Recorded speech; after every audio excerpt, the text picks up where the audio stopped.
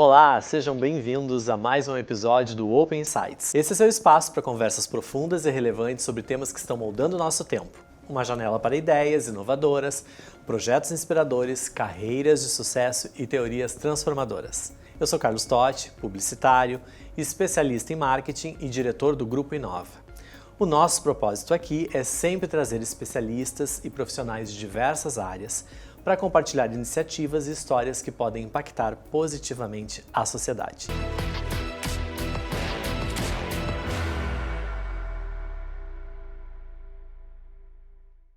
No Open Insights de hoje, vamos falar de paixão, talento e empreendedorismo na gastronomia. Nossa convidada é uma das chefes de cozinha mais requisitadas do sul do Brasil. De vendedora de pizzas artesanais, a aluna da Le Cordon Bleu em Paris. Ela acumulou experiências internacionais em Londres, também passou por cozinhas de referência como o Dom, de Alex Atala, aqui no Brasil. Atua em eventos, consultorias, aulas, refeições personalizadas e ainda encontra tempo para projetos sociais, ajudando muitas pessoas com seu enorme coração. Ela é inteligente, criativa, profissional de primeira categoria, curiosa, dedicada, simpática, usa a gastronomia como ferramenta de transformação e ainda é linda demais. Seja bem-vinda, chefe Juliana Correia, mais conhecida como Chefe Ju. Muito obrigada, estou muito feliz em estar aqui e ter sido convidada para o teu programa. É melhor ainda quando a gente está entre amigos, né? Verdade, mas a honra é toda minha, não tenha dúvida, e eu fico muito feliz que mais pessoas vão conhecer a tua trajetória. Ai, que coisa boa. Você começou sua trajetória na gastronomia de uma forma muito autêntica e batalhadora, vendendo pizzas para custear teus estudos. Qual foi o momento que tu percebeu que a cozinha seria teu futuro? Eu tinha 6 anos de idade. Tão cedo assim? 6 anos. É meio chocante, assim, precoce, né? Mas possível. A minha mãe tinha saído com o meu irmão para ele fazer uma cirurgia, enfim, meus irmãos estavam no colégio, mais velhos, e meu pai trabalhando. E naquela época eu deixava a criança em casa. E a minha mãe pediu para a vizinha ir olhar de vez em quando se eu estava bem, olhando o desenho. E na minha cabeça, eu pensei, minha mãe não está em casa, não tem ninguém em casa, eu tenho que limpar a casa, fazer o almoço e botar a mesa, né? Então, eu fiquei preocupada, amarrei uma faixa na cabeça, limpei a casa inteira, montei a mesa e fui para a cozinha. Eu subi num banco, peguei feijão, botei na panela de pressão, botei água Panela de pressão, fechei. Aí na outra panela fiz o arroz, eu não sabia muito bem a quantidade de água, né? Mas eu vi a minha mãe, fui colocando e tal. Continuei limpando a casa, me achando super importante, né? Eu acho que encarnou né, a mulher, a mãe. Aí, quando a vizinha desceu pra ver se eu tava bem, ela olhou, eu já tinha arroz e feijão na casa, ela começou a chorar. Ela disse, como assim? O que tá acontecendo, né? Aí, sim, qualquer pessoa se surpreenderia. 6 anos. Daí ela saiu, enfim, quando a minha mãe chegou, minha mãe também chorava, né? Então, dali foi. Daí comecei a estar sempre junto na cozinha e tal, foi meio que apavorante pra todo mundo, né? É que foi muito precoce, né? Muito! Mas sinal que tinha ali alguma coisa muito importante de observação do que a tua mãe fazia na cozinha. Uhum. E, de certa forma, uma mágica ali de conseguir lidar com o alimento da forma correta. Da forma correta, exatamente. E na casa do meu avô tinha uma cozinheira profissional, onde cada dia tinha um menu diferente e tal. Então toda vez que eu ia lá, eu ficava olhando, porque daí lá eram outros ingredientes e tal, mais elaborados. E daí eu também botava o banquinho e ficava do lado dela, e aí ela me ensinava mesmo, né? Aí um dia nós estávamos voltando para Gramado, nós morávamos lá em Canela, aí eu entrei no carro do meu pai e falei, eu preciso voltar. Daí ele, como assim? E eu pequenininha. Tipo, tudo essa idade, assim, de 6 para 7 anos, 7 talvez já. Aí eu voltei e abracei ela. Ela, o que foi, Ju? Eu voltei porque eu precisava dizer uma coisa pra ti. E ela disse, o que aconteceu? A tua comida é de presidente. E ela, de presidente? Daí eu falei, sim, só um presidente pode comer tão bem assim. Aí ela me olhou. Gente, essas aspas são ótimas. Daí ela me olhou assim, daí eu fui embora. Daí meu pai, o que aconteceu? Eu falei, eu precisava falar da comida de presidente. Aí depois veio essa fase de fazer as pizzas, por exemplo. Isso. Aí tu já estava dominando a cozinha. Aí eu já estava no curso de cozinheiro, na verdade no Senac, que daí o tempo passou, naquela época não tinha a faculdade de gastronomia em Porto Alegre, para o meu pai eu tinha que estar estudando, então eu fiz turismo e hotelaria. Aí eu comecei, tinha algumas cadeiras que tinham a ver, enfim, né, mas não era o que eu queria. Aí eu tive coragem e daí eu comecei a ver as coisas do Senac e tal, que era o curso que tinha de cozinheiro. Aí eu fui ver, daí meu pai disse, não, isso eu não pago pra ti. Eu já ia te perguntar aí nessa fase, como é que a tua família reagiu a esse desejo? Não criei filha minha pra ficar com a barriga na cozinha. Essa foi a frase. E daí eu, e agora? Aí na época Uma frase que seria comum a muitos pais, tá? sim. Ainda mais para aquela geração. Faz muito tempo, claro. Pro meu pai tinha que estar trabalhando com carteira assinada, com tudo direitinho, né? Aí o meu namorado, que ele é fotógrafo, né? O primeiro namorado, ele disse, não, se tu quer eu te ajudo. Eu pago a metade do boleto e tu paga a metade do boleto. Era boleto na época. E eu pago a metade do boleto. E eu disse, tá, e agora, né? A minha Dinda me deu uma bicicleta, porque meu pai não pagava nem a passagem do ônibus, né? Então, eu tinha bicicleta para ir até o centro, ele pagava metade do boleto e ele conseguiu um emprego para mim num espaço cultural. E no café. Então, eu comecei passando café e vendendo salgado. Aí, ali, tinha uma chefe de cozinha super conhecida na época, como se fosse eu, há 20 e poucos anos atrás. E ela fazia... Depois, não, um dia eu vou conseguir estar ali. E no café foi indo, comecei eu a fazer os salgados do café. Aí tinha um encontro de cervejeiros do Brasil inteiro e eles precisavam fazer alguma coisa com cerveja. Aí eu criei a pizza de cerveja, que era com integral. Daí eu vendia para eles a pizza pro encontro deles no café. Então, daí comecei a vender fora também. A empreendedora sempre presente junto com a gastronomia. Porque além de estar trabalhando, eu virei fornecedora e a pizza explodiu, assim, eu vendia para todo mundo. E daí foi muito legal, assim, daí chegou um dia que a chefe de cozinha, 2 dias antes, disse, eu não vou poder fazer o banquete para 100 pessoas, não posso. E eu vi eles na reunião na minha frente, assim, os donos, né, e agora a gente vai fazer e tal. Saio eu vou fazer. Eles disseram, Ju, mas tu tá estudando ainda? Eu disse, não, mas eu vou fazer. Ele, tu não tem cozinha, tu não tem equipe, tu não tem nada. Eu falei, mas eu tenho salão de festa da casa dos meus pais. Daí eles olharam, tipo, eu falando com convicção, né, daí eles falaram, mas tu vai fazer mesmo? Eu disse, vou fazer. Então tá. Fomos no Zafra, enfim, na época, né, nem eles sabiam, tantos fornecedores, compramos tudo, aluguei o salão de festas do pai e da mãe, virei a madrugada, na época, imagina, há 20, sei lá quantos anos atrás, exatamente, comecei a fazer sorvete de pistache, não vendia sorvete de pistache. Não, hoje é uma coisa que virou moda, mas era incomum. Tu imagina, há muitos anos atrás, e não se vendia o pistache descascado. Tu imagina o quanto eu tive que descascar de pistache na madrugada para fazer o sorvete Não, foi... E as pessoas gostaram do sorvete. Foi incrível. Só sei que deu tudo certo. Fiz o banquete para 100 pessoas. E além disso, eu tive que estudar para apresentar o banquete. No palco, falando no microfone para 100 pessoas. Então, né, e subi, foi uma experiência completa. Completa. Mas eu acho que nessas primeiras experiências, em frente ao público, a gente esquece depois, né? Dá um branco. Tu faz tudo certo, mas dá um branco, né? E daí, quando eu saí de lá e todo mundo aplaudia, eu falei, deu certo, eu consegui. E daí foi. Daí só... Era muito engraçado, porque eu estava ainda no curso de cozinheiro, depois eu virei padeira e confeiteira. Mas eu estava começando e a coisa deu muito certo. E antes mesmo de eu me formar, um dos mestres cervejeiros, que é o Sadi, que ele é baterista da banda Nenhum de Nós, ele Sim. dizia assim, Ju, tu tem um futuro promissor. Não é possível, tipo, tu tá tudo certo. Ele disse assim, vou te indicar para uma matéria. Daí eu disse, tá, quando me ligam de São Paulo. Uma matéria para a revista Cláudia. E eu, como assim? Sim, uma grande revista, e para quem está nos acompanhando hoje da nova geração, revistas impressas que iam para a banca ou assinatura eram muito lidas no passado. Era como entrar, hoje em dia, quem entra num site de notícias, por Exatamente. exemplo, no G1 para ver uma notícia, Exatamente. ou no canal Republic aqui também para assistir uma notícia, mas as pessoas valorizavam muito, sair numa revista de abrangência nacional era uma coisa incrível. Sim, imagina de São Paulo ainda, ligarem de uma redação, eu dizia, meu Deus. Aí foi muito legal, então eram 3 cozinheiras do Brasil escolhidas, eram meninas de forno e fogão, eu acho, eu não me lembro exatamente. Mas foi maravilhoso, assim, e eu disse, mas como assim? Daí nisso a Zero Hora me chamou também, isso tudo eu não tinha terminado o curso de cozinheiro. Aí a Zero Hora me chamou também para uma matéria de mulher, aí era meninas de forno e fogão.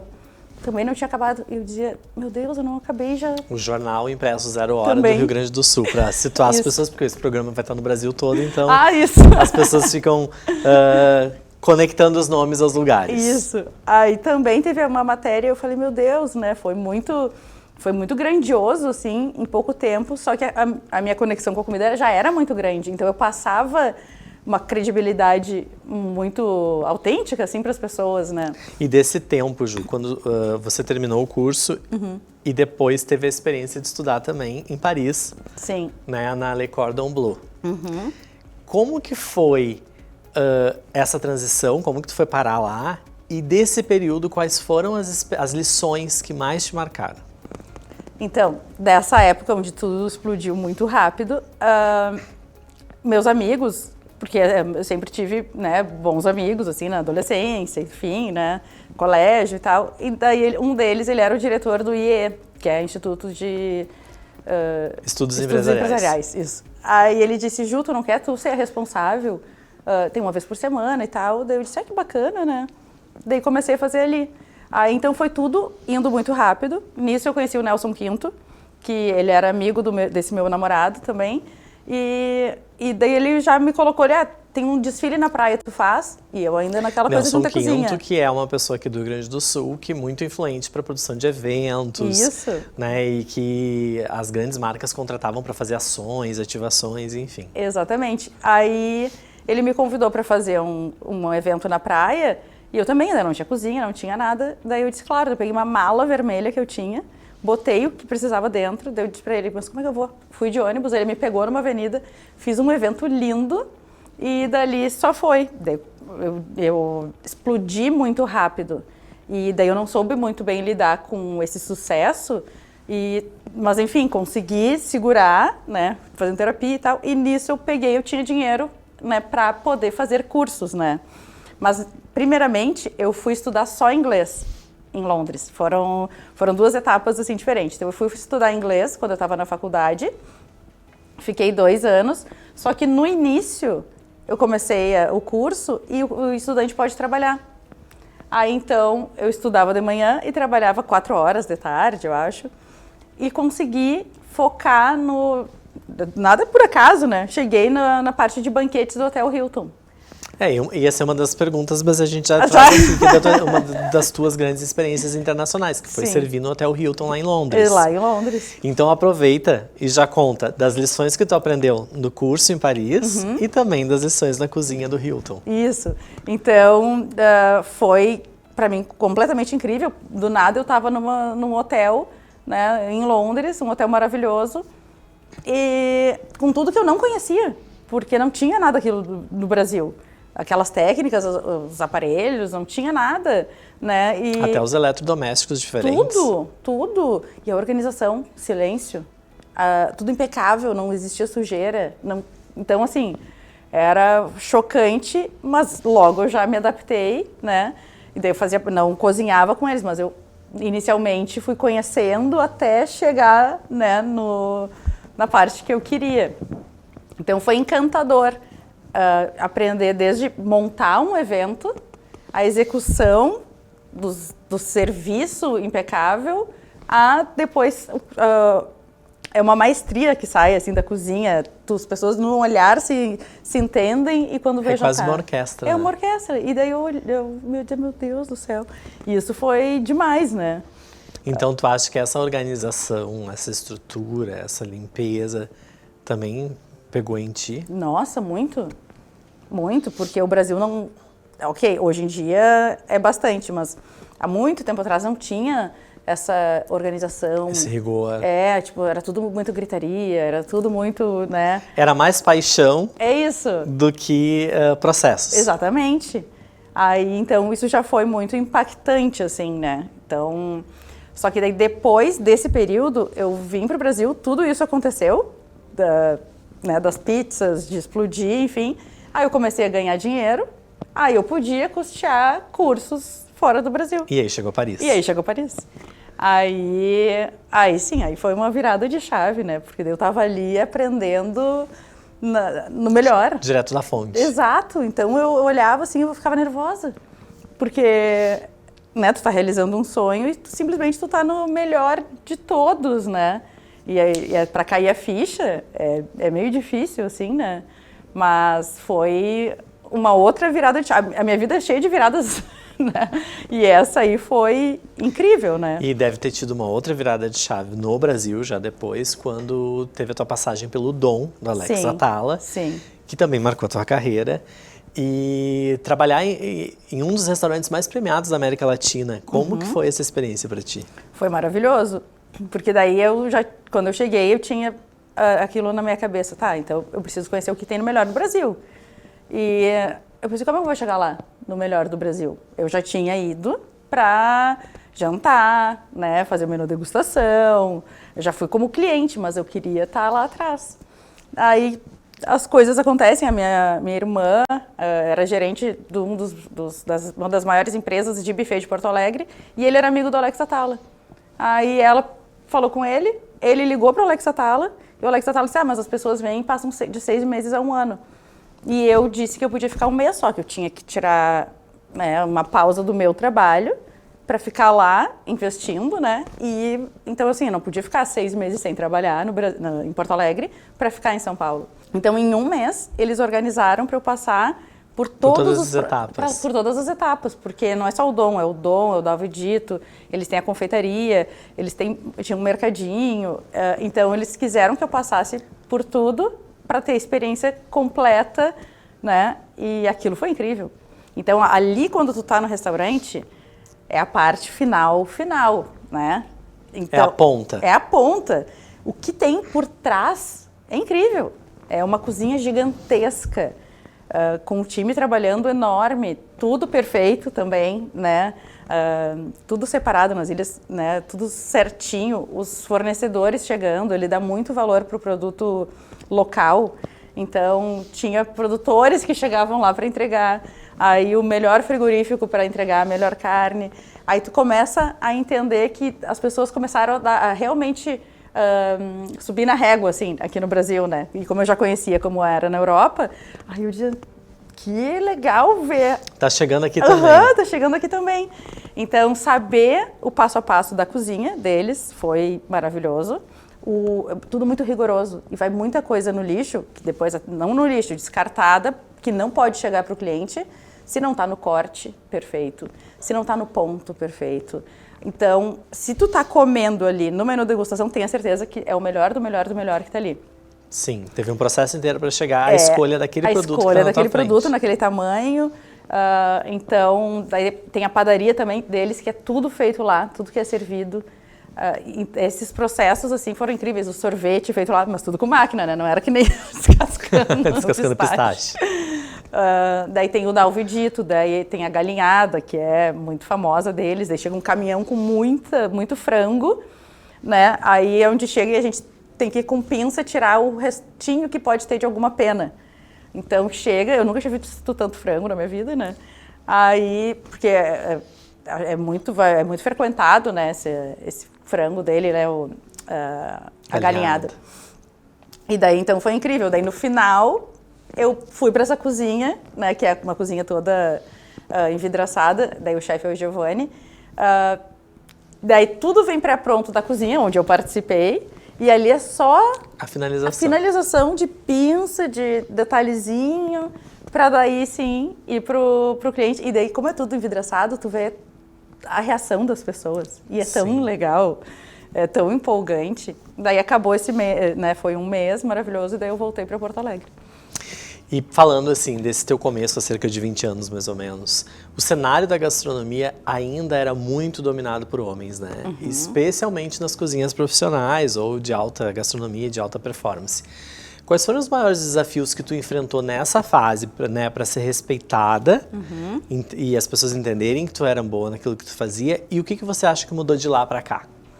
Então, quando começou, realmente, mas a história veio um pouquinho antes, né, na Europa, enfim, as cozinhas eram com homens, tanto a Le Cordon Bleu era um grupo de homens, que daí eles amarravam a faixa azul aqui, e eram cozinheiros, né, homens. Depois que as mulheres entraram, então as pessoas têm esse pensamento que lugar de mulher é na cozinha. Na verdade, não, era um lugar... Era como se fosse na cozinha de casa, Isso. Mas na cozinha profissional, quando precisava de um profissional, era dos homens. Dos homens.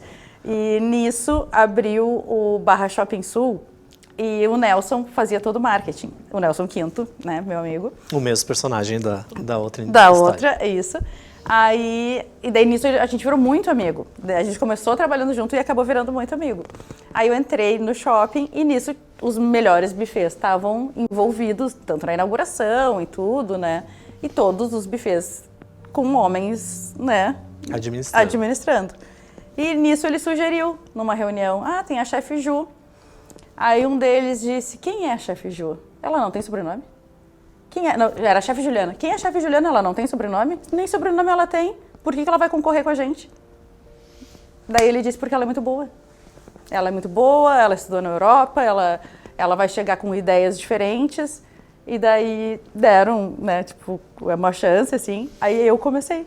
Eu, tipo, enfrentei, assim, um mar de empresas. Julgamentos. E comecei. E como eu vim com a cabeça fresca e... Imagina, tava, né, na Europa é tudo diferente. E eu vim sem medo e fui fazendo. Isso foi encantando as pessoas.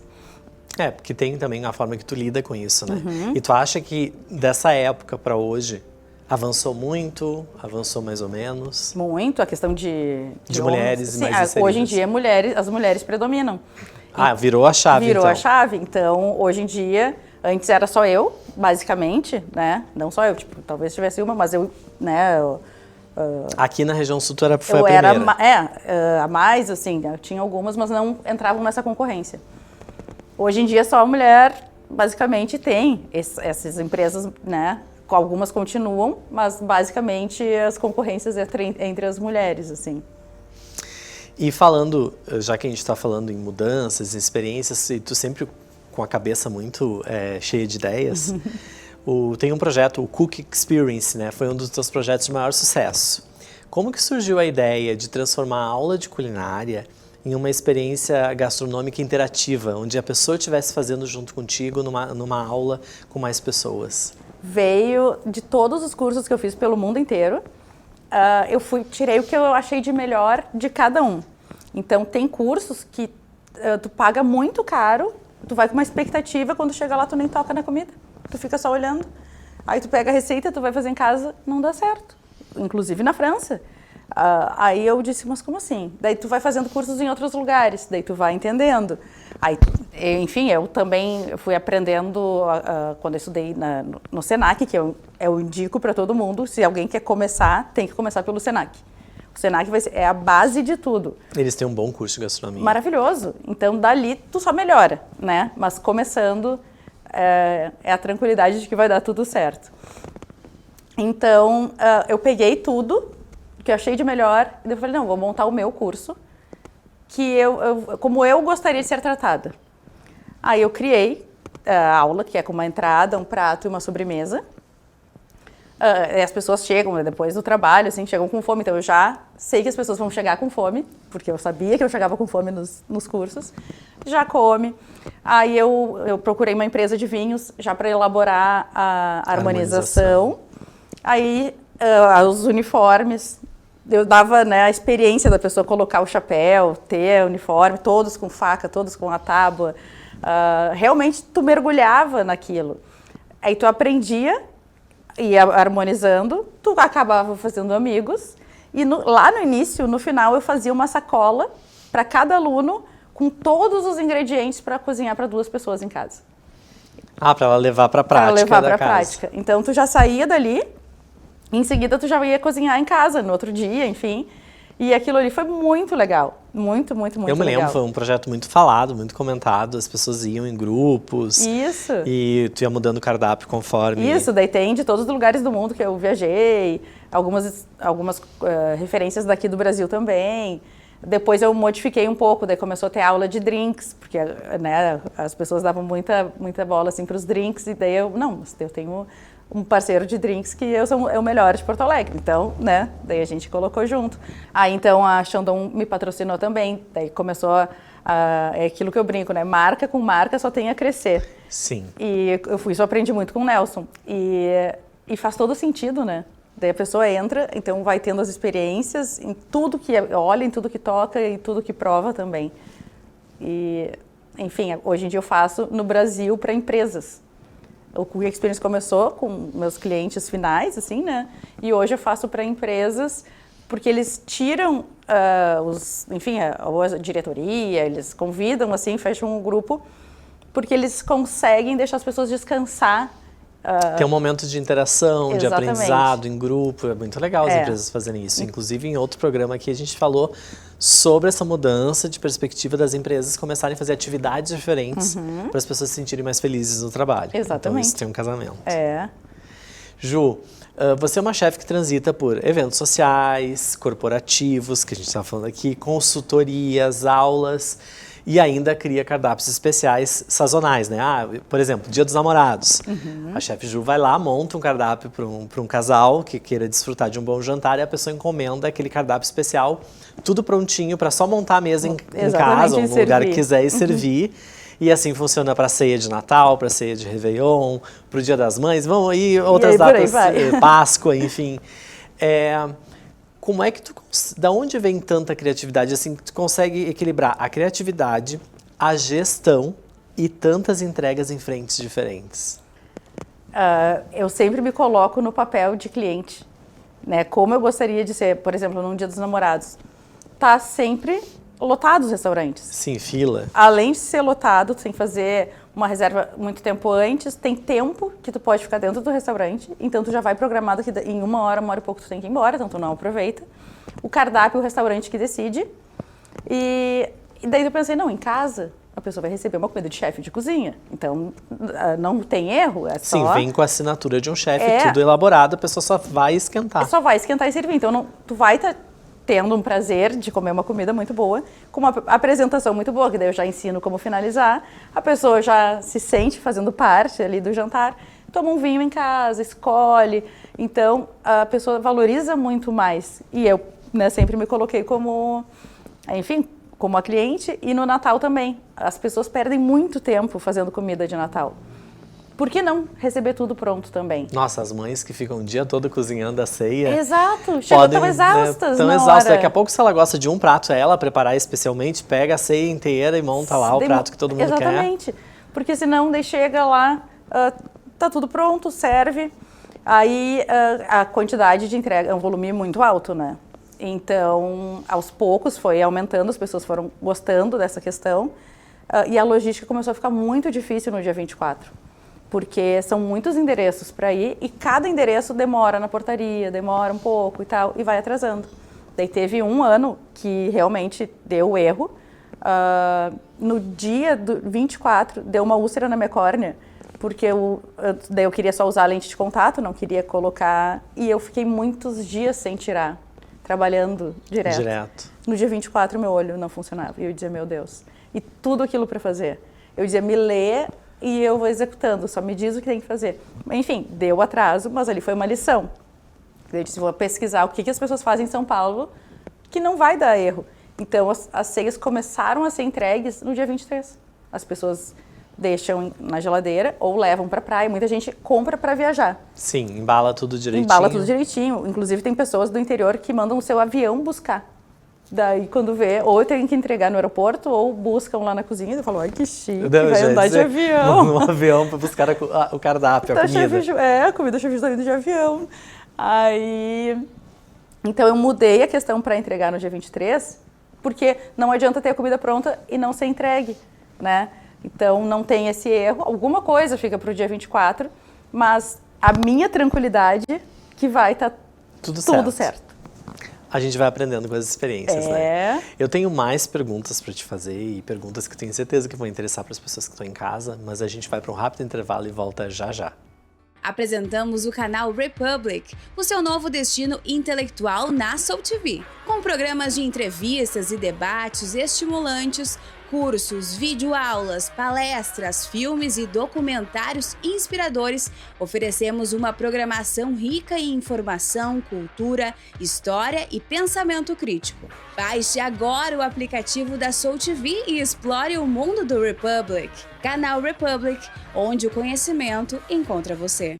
Estamos de volta com o programa Open Insights. Hoje eu estou recebendo uma convidada muito especial para discutirmos sobre paixão, empreendedorismo e sabor, os ingredientes da carreira da chefe Ju. Ju, você também teve uma experiência em televisão, né? Participava do programa Pode Chegar, da apresentadora Cris Bart, na TV, RDC TV. Sim. Esse momento de estar num programa de TV, fazendo ali ao vivo receitas, ensinando para o público como cozinhar, ou passo a passo de preparar um prato, e essa experiência de se comunicar com um grande público, ensinando a arte de cozinhar. Como é que foi isso para ti? Foi muito legal. Eu não tive, no início, não teve medo, aquela coisa, assim, como eu já fazia evento para o público, assim, né, foi muito, saiu naturalmente. E como eu tenho dentro de mim isso de querer ensinar e que a pessoa faça em casa e dê certo, foi mais uma motivação.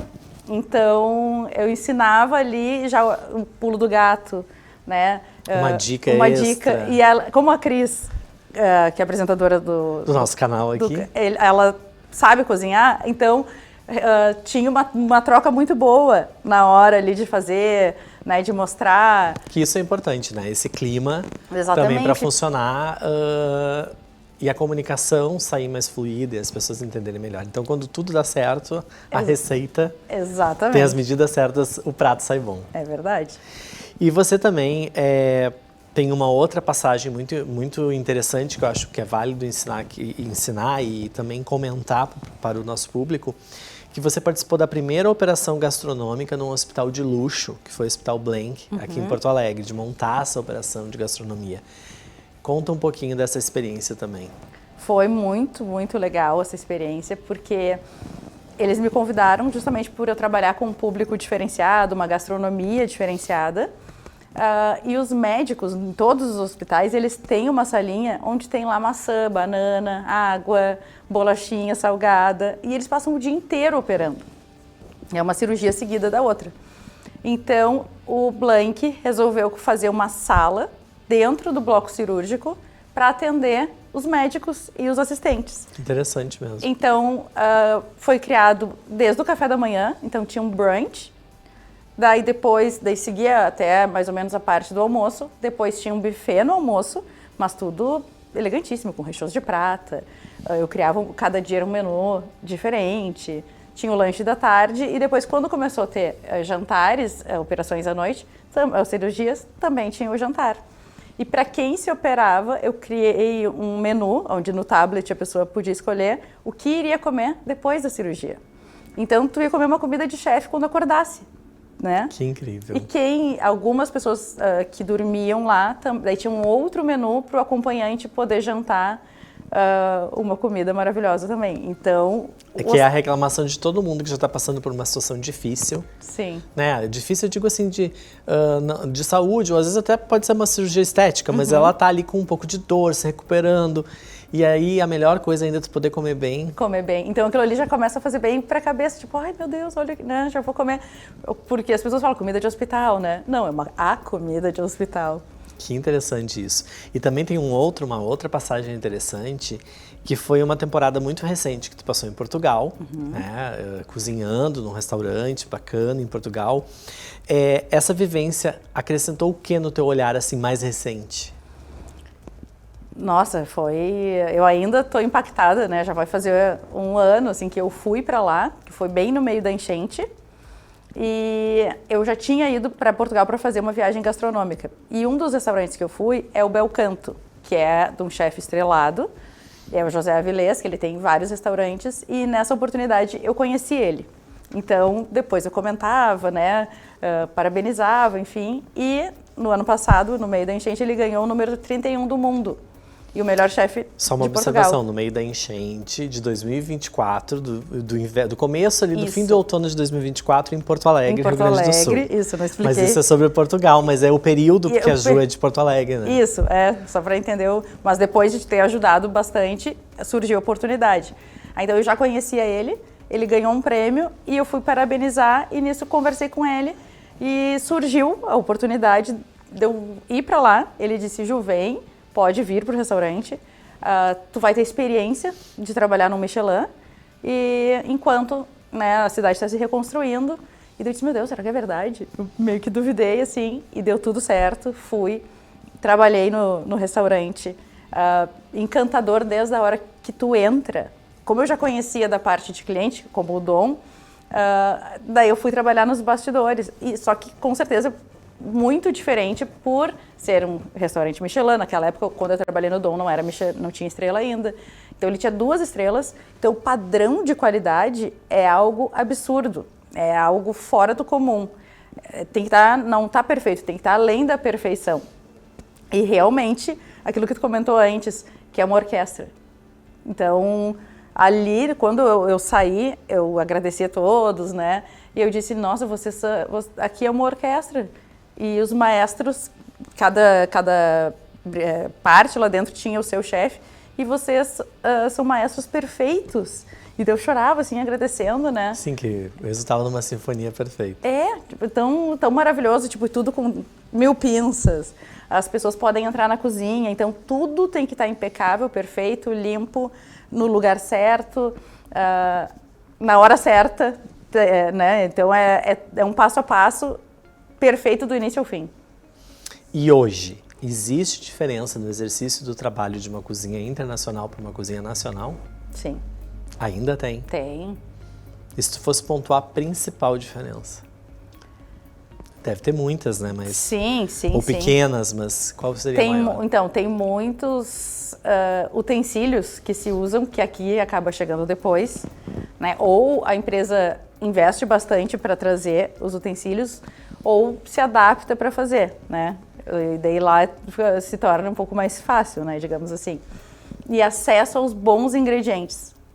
Nós não temos acesso a tantos ingredientes de tanta qualidade, digamos assim, quanto na Europa, quanto nos estrelados. O que é uma dicotomia, né? Porque o Brasil é um dos maiores produtores de alimentos do mundo, e a gente, as pessoas normais têm muito mais acesso a eles no mercado mais industrializado ou com não tão fresco como os chefs gostam de dizer, e na Europa funciona dessa forma. Muito, aí chega, tu não gosta, manda embora, e eles têm que dar um jeito, o fornecedor, de voltar perfeito muito rapidamente. Aqui no Brasil não funciona assim. Às vezes tu vai ter que aceitar, porque se tu reclamar vai voltar daqui a 2 dias, né, o insumo que tu precisa. Até porque as distâncias são outras, lá os países são menores, tem várias diferenças que podem afetar, né, Ju? E além da técnica, quais são valores e princípios que você carrega desde essas experiências internacionais até hoje, nos teus serviços e atendimentos aqui? Eles são muito rigorosos e eu aprendi muito com isso, porque eu fui muito cobrada para que o resultado final seja muito perfeito. Só que aqui no Brasil as pessoas não gostam de ser cobradas.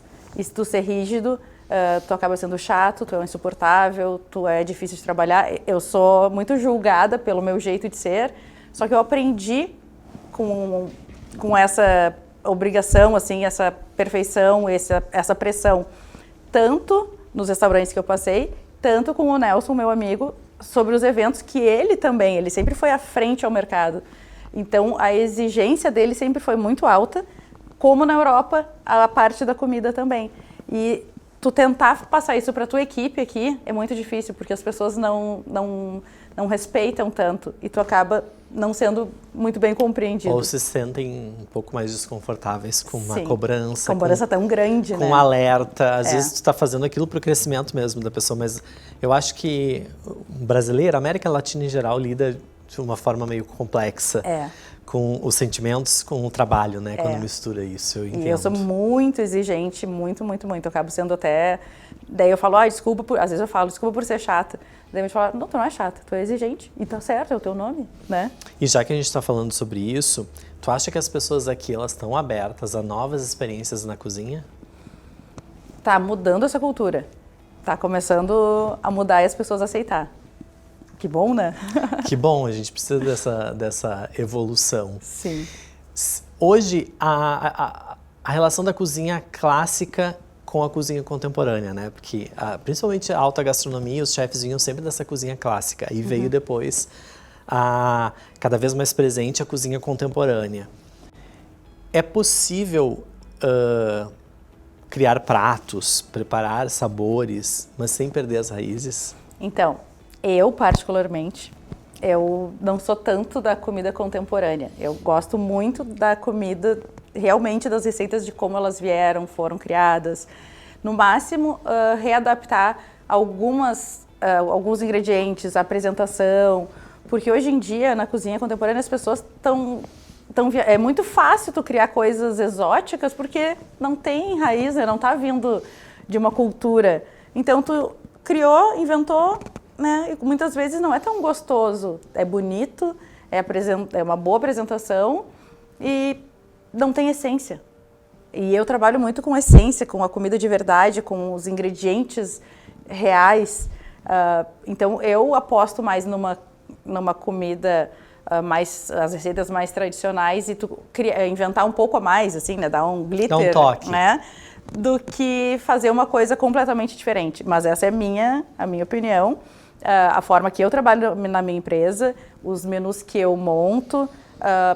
Então eu não fujo muito, né? Então eu prefiro ser clássica e eu digo que eu sou clássica e continuarei sendo clássica, porque eu, né, me posicionei assim, né? Porque eu vendo a verdade. E existe também uma tendência crescente da valorização de uma gastronomia que a gente chama de gastronomia afetiva e de resgate dos sabores da infância. Isso também está presente no teu trabalho, pelo jeito sim, né? Sim. Tu usa muito dessa coisa dos ingredientes que vai lembrar da avó, da mãe? Uso. Porque, como eu falo isso, da comida muito moderna acaba fugindo, né? E acaba indo para, às vezes, uma coisa mais rápida. Tu não tem essa ligação afetiva, né? Muita gente fala, é brega falar comida afetiva. Não é, eu não acho, né? Enfim, por eu ser mais clássica, eu acho que tem tudo a ver. E quais são as maiores dificuldades que um chefe hoje, um chefe empreendedor, enfrenta no Brasil? Equipe. Contratação de equipe. Com profissionais qualificados. Exatamente, porque as pessoas... tu consegue contratar, eles começam a trabalhar, vem um concorrente, paga um pouquinho mais e eles já saem. Então, eles acabam não querendo crescer e sim, né, vai mais pelo valor e tal. Então, é difícil tu conseguir ter uma equipe fixa. É bem complicado, assim. Eu não sou do setor, mas eu mais ou menos imaginei que esse é o caminho, porque é uma reclamação de muitas pessoas de setores diferentes. Sim. Sobre o mesmo ponto. Você também, Ju, tem uma atuação social importante, sempre usou a gastronomia como uma ferramenta de transformação e de ajuda para outras pessoas. Conta um pouquinho mais para o nosso telespectador sobre esse teu lado de ajudar pessoas. Sim, eu comecei ajudando, de fato, assim, numa outra proporção, quando eu tenho um amigo que faz isso há muitos anos, que é o Paulista. Ele tem uma banda de pagode e ele sempre teve essa questão de ajudar. E eu achava muito bonito o que ele fazia, da forma que ele fazia, porque era sempre no mesmo lugar, para as mesmas crianças. E aquilo ali mexeu muito comigo. Então eu entrei com ele e fui aprendendo e passando para as pessoas o quão importante era, né? Que levar, além da comida, é levar o carinho, é levar a atenção. Agora, né, eu quero poder ensinar algumas coisas para as crianças que já viraram adolescentes, ganhar dinheiro, né, com a comida, enfim, para poder mostrar o lado bom, né, da vida. E vender a comida é um dos lados que eu acho que tem carinho envolvido, né. Muito legal. É interessante quando um profissional consegue, além de cuidar da sua carreira, ainda usar isso como uma ferramenta de ajudar outras pessoas. Eu acompanho um pouco pela tua rede social, parabéns, inclusive, pelo teu trabalho nesse sentido. E é interessante que tu não usa isso também como uma bandeira, né? Não. Tu vai lá, faz e ajuda. Eu que estou trazendo isso aqui no programa. É verdade. E já que a gente está falando em rede social, com esse crescimento, né, ampliação, o acesso às redes sociais, e esse fenômeno de muitos chefes influencers que usam a internet para fazer receitas, enfim. Como que tu lida com essa exposição nas redes sociais, com a criação de conteúdo digital? Tu te propõe a fazer esse tipo de conteúdo? Não? Como é que funciona para ti dentro do teu negócio? Eu acabo, no meio da questão de chefe de cozinha, trabalhando muito com isso. Só que como o nome da minha empresa é o meu nome, é o Chefe Juliana, que acabou virando o Chefe Ju, trabalha muito a minha pessoa. E então eu acabo aparecendo muito. Só que isso tem uma briga interna em função da minha comida, porque eu quero que gostem da minha comida. Só que muita gente relaciona a comida ao rosto da Chefe Ju. Então, na rede social, eu mesmo tenho esse conflito de querer mostrar só as receitas, só o prato, enfim, e o marketing querer me mostrar, por eu fazer parte disso. É que para o marketing, a tua imagem está ligada ao que tu prepara, ao que tu Sim. cozinha. Então, uma coisa não consegue descolar muito da outra. É. E eu não sei para quem é um chefe profissional, à medida que ele também vê na internet pessoas que não têm tanta formação ou de fato não conhecem tão bem tecnicamente a cozinha, surfando uma onda porque de repente tem um carisma falando com a câmera, tem uma beleza, alguma coisa que funciona e aquilo ali dá um boom. Como que é o sentimento para vocês quando vocês olham esse tipo de situação? Então foge muito do que a pessoa realmente sabe fazer. Eu não fico me exibindo muito nessa questão da onde estudei, o que eu fiz, não sei o quê. Isso fez parte do meu processo para chegar até aqui. E as pessoas usam de uma forma como se soubessem, né? Mostrar aquilo, eu falo, gente, mas a pessoa não sabe, entendeu? Mas quando vê dar um clique, esse mundo moderno, enfim, né? Tudo muito rápido, tu mostra, tem às vezes uma simpatia, às vezes, né? A gente não sabe muito bem o que é que acaba explodindo. Daí, às vezes eu fico bem assim, tipo, estudei tanto. Mas pelo menos tu usa de alguma forma também a tua rede social, né? Sim. Então quem tá aqui assistindo o programa vai ver o teu @ na tela, Sim. então vai poder seguir a Chef Ju também. Eu vou fazer um jogo de perguntas rápidas para ti, um bate-bola aqui entre a gente. Qual foi o prato que mudou a tua vida? Ai, que difícil, gente. É que foram tantos cliques que foram dando na minha cabeça, né? Mas... eu vou falar algo meio clássico, assim, mas o aligô. O aligô? Deu vontade de comer, inclusive. O que a cozinha te ensinou de mais importante? Eu acho que é a organização e o respeito. Alta gastronomia ou comida de afeto? É a comida de afeto usando um pouco da alta gastronomia. Sim. E qual a tendência de gastronomia atual que você acha que é super valorizada? Acho que é essa questão que as pessoas estão voltando na comida afetiva, né? Então, tá super na moda e eu espero que, né, apostem mais nisso. Sim, mas e se tu fosse pensar assim, uma outra que esteja sendo super valorizada, mas não mereça tanta atenção? Então, eu acho que agora até parou um pouco, mas estava muito nessa questão de usar muito a alquimia, digamos assim, né, de fazer as explosões e fumaças e coisas e tal, e fugindo do sabor, mais indo para apresentação e efeitos cinematográficos, né? Acho que isso tá numa tendência, mas não, eu acho que não deveria. Ok. Hoje, para ti, em 2025, porque pode mudar daqui um mês, né? A gente está gravando esse programa aqui em praticamente julho de 2025. Qual é o melhor restaurante do Brasil? Eu acho o Dom. O Dom? E fora do país? O Bel Canto. Ah, claro, né? Ainda mais agora que viveu essa experiência lá de dentro. O que não pode faltar num cardápio? Carne. Não dá para cozinhar sem carne. Ju, se tu pudesse escolher uma pessoa para te ter a experiência, a vivência de cozinhar para ela, quem seria essa pessoa? E ao mesmo tempo, se você pudesse escolher alguém que cozinhasse para você especialmente, quem seria também essa outra pessoa? Então, eu sou muito fã do José Avilés. Então, trabalhei lá, mas eu fico imaginando eu poder cozinhar para ele, porque eu tenho ele muito como referência, né? Ele cozinhar pra ti e tu também cozinhar Cozinhar pra pra ele. ele. As duas coisas, mas olha que privilégio desse chefe, né? É um privilégio pra ele.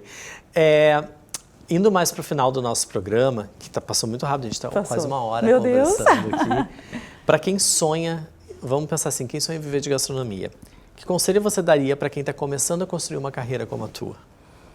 Ter os pés no chão e não ter a soberba, né, de já estar lá na ponta final. Então, é descascar muita batata para realmente conseguir ter né, chegar e dizer, eu sou chefe, não faço isso, eu não lavo louça. Então, realmente é começar de baixo, conhecer todos os processos, para daí sim, tu ter mais, poder falar mais sobre o assunto. E se hoje tu tivesse a oportunidade de fazer uma viagem no tempo e a Juliana de hoje encontrasse a Juliana com 18 anos de idade, o que você falaria para ela? Meus parabéns. Eu vou dar os parabéns junto, tá? Porque foi uma trajetória incrível, né? E tenho certeza de que, não só para quem pôde ouvir um pouquinho mais sobre a tua história aqui, tu mesma, quando faz essa autorreflexão, eu imagino que perceba quanta coisa aconteceu nesse tempo. Sim. Então, acho que um parabéns realmente, chefe Ju, é muito válido. Para a última pergunta, assim, que eu gostaria de te fazer para a gente encerrar, como é que tu enxerga o futuro da gastronomia no Brasil? Eu acho que é a questão de valorizarem muito agora os produtos daqui. Então, eu uso como referência o Alex Atala, porque ele faz um movimento, né, para que todos comecem a usar, né, os produtos, que a gente tem muitos produtos maravilhosos que não eram explorados. Então, eu uso ele como referência para, né, que isso vai cada vez mais expandir, vai melhorar e valorizar até né, os nossos produtores locais, enfim. É uma boa perspectiva. A gente falou primeiro da profissionalização das pessoas, das equipes, né? Mas também os bons ingredientes fazem toda a diferença para quem vai receber aquela comida maravilhosa no prato. Chefe Ju, quero te agradecer muito por estar aqui, por aceitar o convite de bater esse papo, de contar um pouco da tua experiência e também, de certa forma, e de total forma, inspirar as pessoas que estão nos assistindo hoje. Sim. E que gostam de cozinha de alguma forma. Não, eu que agradeço por estar aqui, mas só dando uma voltinha ali, eu me dar os parabéns é pela minha coragem que eu tive, né, que muitas pessoas não têm e vejo, meu Deus, fui corajosa. Não para parecer que eu sou snob me dando parabéns. Eu sei que não foi essa a intenção. E merece mesmo, porque quando tu contou que ninguém da tua família, inclusive, tinha essa conexão com cozinha, ou tinha um outro entendimento de uma carreira profissional, e tu mesmo assim foi atrás e foi quebrando os muros, e depois chegando numa cozinha que era a maior parte feita por homens, e também botando o teu aprendizado misturado com a tua criatividade em prática e criando tantas coisas diferentes, acho que mais do que válido os parabéns. Obrigada. Eu quero agradecer você também, que nos acompanhou. Espero que essa conversa tenha trazido novas experiências, conhecimentos e reflexões. Até a próxima!